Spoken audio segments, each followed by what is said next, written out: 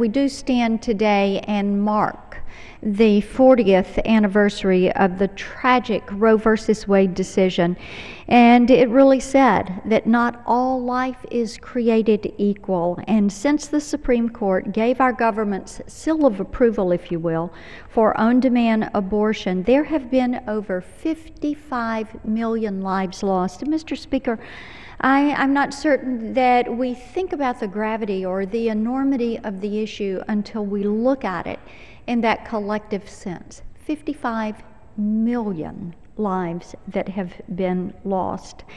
As a woman, I personally believe that America is better than choosing abortion, and I agree, and I believe that women deserve better. And the gentleman from New Jersey referenced the press conference that victims held today, and I was so touched by a statement from one of those that participated in this press conference. Her name is Irene Beltran, and Ms. Beltran tells the story of what she endured when she was living in Southern California and when she chose the path of abortion. And it is a very tender and heart-wrenching story.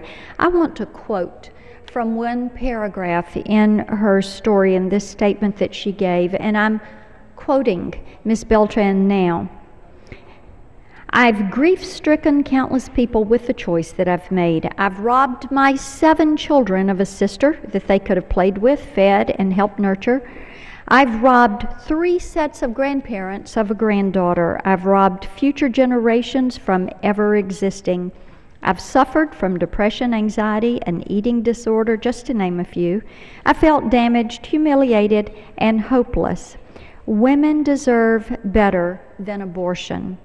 I stand before you today because my daughter forgives me, my family forgives me, the Lord forgives me, and I forgive myself. I dedicated the rest of my existence to fight this life and death war. This is why I am silent no more." End of quote. That is the statement from Ms. Beltran as told at the press conference today. And we all know in our hearts what she says is just so true, that life is a natural right. It's a gift from God whose love extends beyond our comprehension, and He calls on us to protect the smallest and the weakest among us.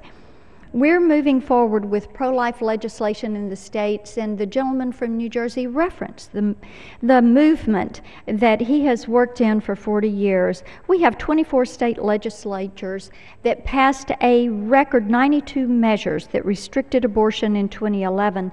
9 states have recently banned most abortions after 20 weeks of pregnancy. On the national level, we're working to end taxpayer funding for abortion. I have legislation that addresses that Title X funding. And we are continuing to work to make certain that we focus on helping the families that have felt the impact of abortion in their life. We're focusing on celebrating life and committing to making certain that we stand and work toward a pro-life America. With that, I yield back the balance of my time. I want to thank